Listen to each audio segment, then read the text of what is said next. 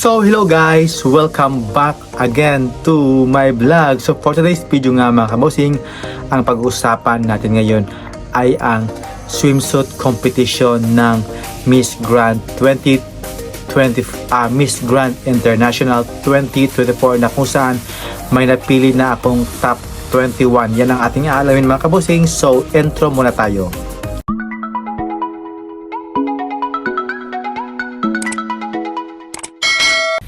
Hello mga kabusing! Welcome back again to my vlog. So for today's video nga mga kabusing, ang pag-uusapan natin ngayon ay ang my top 21 favorites sa Miss Grand International na kung saan may napipisil na akong pwedeng makakuha ng corona at syempre yung makapasok sa semi-finalist. So here is my 21. So sawadikap, kapungkap, salam alaikum po dyan sa lahat po nanonood po sa aking YouTube channel. Hello po mga kabusing, and don't forget to like my subscribe. So here is my top 21 mga kabusing na pwedeng makakuha at syempre makapasok sa semi-finalist. Here is my, let's begin with my number 21 spot, si USA na si Cora Griefer mga kabosing. So ito naman si Cora Griefer ng USA is okay na okay sa akin yung kanyang performance. So kaya nga lang is may something problema dun sa swimsuit competition. So nagkamali siya yata ng blocking. So inulit siya uli para masakto yung pangalan niya sa live mga kabosing. So pang number 21 sa akin si USA, kahit nagkamali siya, okay na okay sa akin yung kanyang performance. Next is for 21 ko naman si Angola na si Nakura Almaral mga kabosing. So dito pa lang si Angola is sobrang enjoy talaga niya, as hindi siya talaga nagpatinag sa mga malalakas na contestant mga kabosing. When it comes sa performance is todo bigay naman talaga si Angola sa kanyang performance. Next for my number 19 spot, si Japan na si Luma Naoyomi. So hindi ko to inaasahan talaga si Japan mga kabosing, na yung pinanood ko muli yung swimsuit competition is tumatak din sa akin yung kanyang performance mga kabosing ni Miss Japan nito, na sobrang ganda din at nag-enjoy din sa kanyang performance. Next for my number 18 spot, si Malaysia na si Melissa Lin. So ito din from Asia mga kabosing. Ano ba yun? Ganda rin ako sa kanyang performance nito, sulit na sulit din, parang todo bigay din talaga. So na-shock din ako sa kanyang performance. So pumasok siya sa akin for my number 18 spot na si Malaysia, si Melissa Lin mga kabosing. At syempre for my number 17 spot, si United Kingdom na si Ami Verania Vernie mga kabosing. So dito din is nagpakita din talaga siya ng kanyang performance at sulit na sulit talaga mga kabosing. So hindi niya talaga sinayang yung pagkakataon para may ipakita sa buong tao na kayang-kaya rin niya makipagsabayan mga kabosing. Kahit sa mga malalakas na contestant, binibigay niya talaga ng panahon mga kabosing, si United Kingdom. Next for my number 16 spot, si Paraguay na si Sharon Capo Nara mga kabosing. So ito rin si Paraguay, nanood din ako ito na for my second time para maipa kung sino talaga yung mga nag-stand out talaga. So si Paraguay is nakitaan ko din talaga ito ng stand out din talaga ito sa mga performance niya mga kabosing. Kaya si Paraguay nilagay ko siya sa number 16 kasi deserve naman niya talagang mapasama sa top 21 ko mga kabosing. Next for my number 15 spot, si South Africa na si Shan Deochand. Ayun, ang hirap mang ibigkasin yung mga pangalan to ni Miss South Africa. So si South Africa naman, nagulat ako sa kanyang performance na sobrang ganda din at in-enjoy ko rin talaga yung kanyang performance dito from start to end mga kabosing. So she is my number 15 spot. Next for my number 14 spot, si Panama na si Yanils ID Bergantino mga kabosing. Ang hirap talaga i-explain yung kanilang mga first name tsaka last name mga kabosing. Si Panama naman is nakitaan ko rin siya ng potential sa makapasok talaga sa semi-finalist. Kita mo naman sa kanyang performance sa swimsuit competition is sobrang ganda din naman talaga mga kabosing, at kahit hindi siya masyadong katangkaran, okay na okay sa akin yung kanyang performance. For my number 13 spot, si France. So OMG, si Miss France na si Safitor Kabinggil. Grabe, ang hirap i-pronounce mga kabusing. Sobrang hirap talaga ng kanilang last name tsaka first name. So si France naman is sobrang solid din yung kanyang performance at yung kanya talagang galawan mga kabusing. Sobrang ganda din. Ang tangka din ito ni Miss France, kahit kan siya ata parang maitim siya, at syempre I don't know yung France, bakit ganun yung pinapadala nila na contestant na sobrang itim din, parang South Africa talaga siya or something sa Africa region siya. Pero si kanito, yung France, sobrang ganda kahit walang buhok. Nag-i-emote talaga itong si Miss France. Next, for my number 12 spot naman, si India na si Rachel Gupta. So si India naman, nakitaan ko ito ng possible na makakapasok sa top 10 or top 5 mga kabosing. So for the meantime, pang number 12 siya sa akin sa competition of swimsuit mga kabosing, kasi okay na okay yung ganda niya, given na yon, pero yung performance niya need pa talagang i-enjoy niya at it's something twist ba para mapapatingin sa kanya yung mga mapapawaw yung kanyang mga viewers mga kabosing. Pero sa ganda, okay na okay sa akin. Next, for my number 11 spot, si Brazil na si Talita Hartman mga kabosing. Si Miss Brazil naman is okay na okay sa akin yung kanyang performance. Yung galawan din, okay lang din. Ang tangka din ito ni Miss Brazil. Sakto lang yung binigay niya sa akin na flavor niya. Walang over, walang ganung lamya, saktong-sakto lang. Next, for my number 10 spot, si El Salvador na si Goliana Zanomi mga kabosing. So El Salvador talaga is napahanga niya talaga ako sa kanyang performance.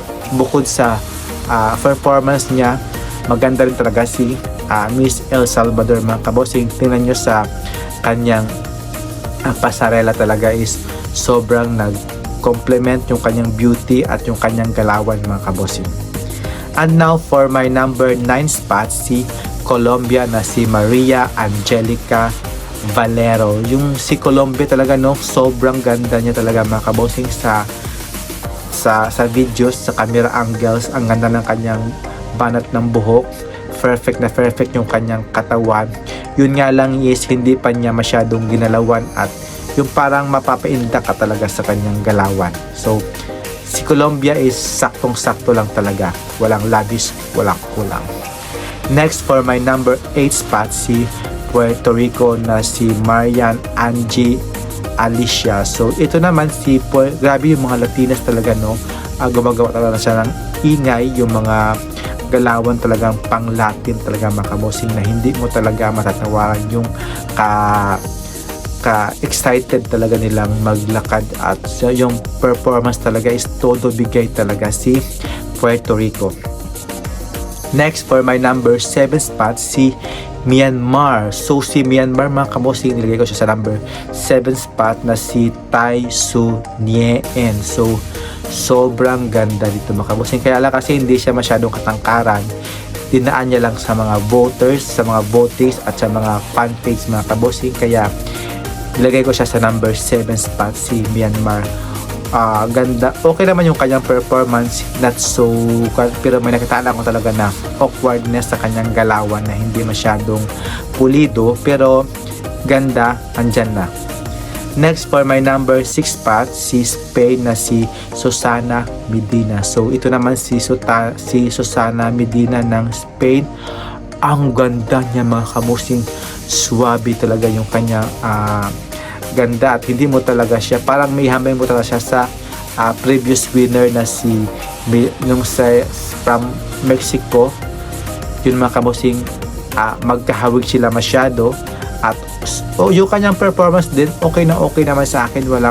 Walang halong keme mga kabosing or something flavored na nagram pa lang siya nung sa kanyang naaayon talaga, yung hindi over, saktong-sakto lang sa kanya, yung parang wow ka na lang sa kanyang ganda, pero yung performance niya hindi masyadong umangat pero pasok yung ganda niya.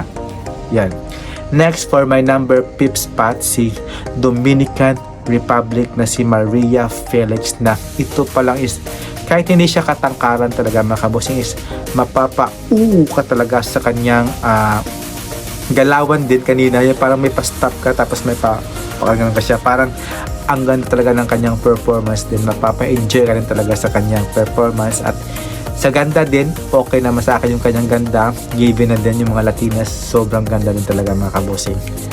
Next, for my number 4 spot, si Curaçao na morenang black beauty naman siya mga kabosing, na nakalaban dati ni Catriona Gay na si Akisha Alberts, na ngayon is lumalaban na sa Miss Grand International. So sa akin naman, parang mas gumanda rin siya at parang nag-improve siya at parang something matured na yung kanyang mukha, pero nandun pa rin yung kanyang sophisticated na galawan talaga na pang Miss Universe caliber mga kabosing, si Curaçao na si Akisha Roberts. Yung sa galawan niya, okay na okay. Masyado niyang ginandahan yung kanyang smiling talaga at OMG ka. Lahat ng mga nanonood is lingon ka, ganon. Next, for my number 3 spot, si Miss Indonesia na si Nova Liana. So nilagay ko sa number 3 si Indonesia mga kabosing, kasi deserve naman talaga ni Nova Liana ang mapabilang sa top 5 mga kabosing. She is my number 3 spot. So sa pagandahan naman, okay na okay. Idaan na natin sa makeup, sa pakapala ng mukha, pero sa performance din, nag-aagaw sila dito si Indonesia tutubigan din siya aura talaga si Indonesia. Kaliwat kanan talaga siya, tingin na tingin, tapos emote talaga siya. Yan. And then for my number 2 spot, si Peru na si Arlette Rogel mga kabosing. So ang tangkad talaga niya, no, grabe, palaban talaga si Peru. Yung reigning ngayon si Peru, so ngayon yung Peru din lumalaban din talaga. Gusto niyo talaga mag back to back talaga yung kanilang mga kabosing, yung Miss Peru. So sana naman hindi mag back to back or mag top 5 lang siya mga kabosing. Okay na okay. For today is pang number 2 siya sa akin, kasi agaw sila naman talaga si Pero mga kabosing, ang taga nito, ang ganda ng kanyang pasarela din, yung kanyang pa-flowers na nilagay sa buhok niya talaga is wow ka talaga mga kabosing. Ayan. At syempre, for my number 1 spot, kundi ang ating pambato na si Christine Julian Opiasa ng Philippines mga kabosing. So ayan na mga kabosing, ang ganda talaga ng perfect talaga yung galawan ni CJ Opiasa. At syempre yung kanyang galawan, yung pa-emote niya, yung pahawi ng kanyang buhok, ang ganda mga kabosing. Camera angles niya, may pagka something nangaakit, may pagka something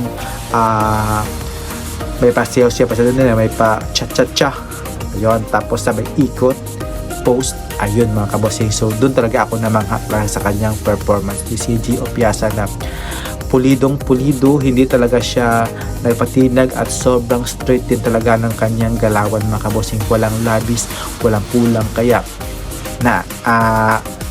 na-expect na talaga yung mga expected natin mga kabosing, no, yung kanyang galawan talaga, kasi si CJ Opiasa is sa pasarela coach talaga siya, kaya lumalaban talaga siya sa kahit sa ang laban mga kabosing. Kaya she is my number 1 for today mga kabosing sa swimsuit competition round. So what do you think mga kabosing? Sino sa inyo yung mga nag-stand out sa swimsuit competition? So comments down below mga kabosing, and don't forget to like and subscribe mga kabosing. At syempre, i-comment nyo naman po kung sino yung gusto nyong top 5 mga kabosing, para sa next na videos ko is malalaman ko din kung pasok ba sa panlasa nyo yung mga manok po mga kabosing. At syempre, thank you po and have a nice day po. Please subscribe. Keep safe po.